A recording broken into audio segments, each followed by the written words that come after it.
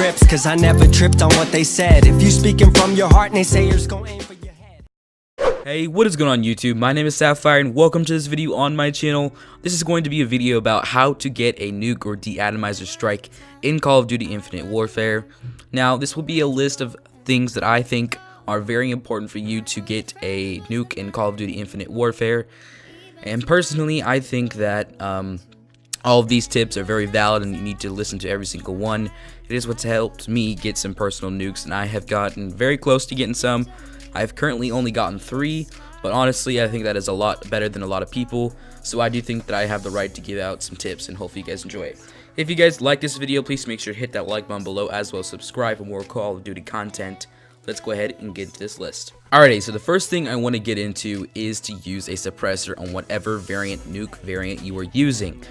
Using a suppressor is probably the biggest tip I can give you guys, especially if you're trying to get a nuke.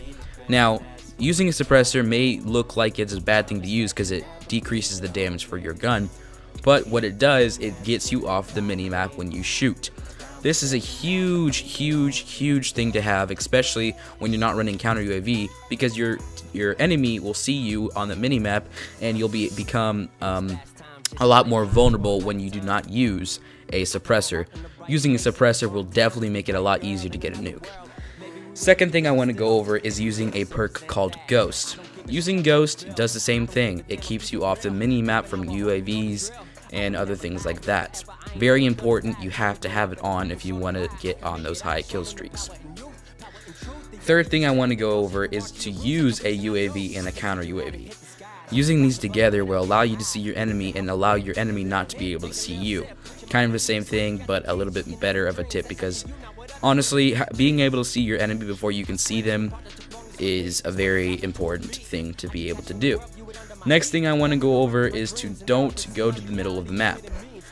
When I mean this, I mean don't literally go to the middle of the map. Middle of the map is where nearly all the action is happening.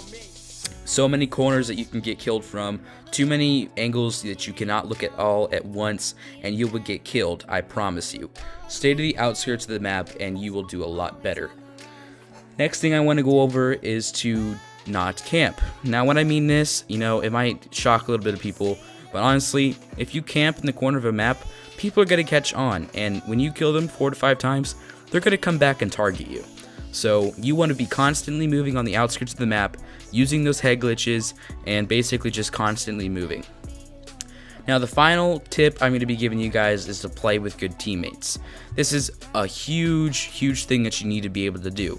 I'm not saying that you gotta have an insane team, I'm just saying that you gotta be able to have a team that will at least get decent kills and that will be able to protect you if someone's behind you.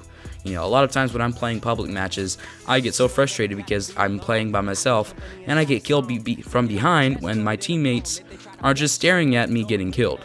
That's literally what happens to me all the time. Anyways guys, that is going to be the video for today. Hopefully you guys have enjoyed it. If you have, please make sure to hit that like button below, as well as subscribe for more Call of Duty content. I'm Saphire, and I'm signing out. Taking trips, cause I never tripped on what they said. If you speaking from your heart, naysayers gon' aim for your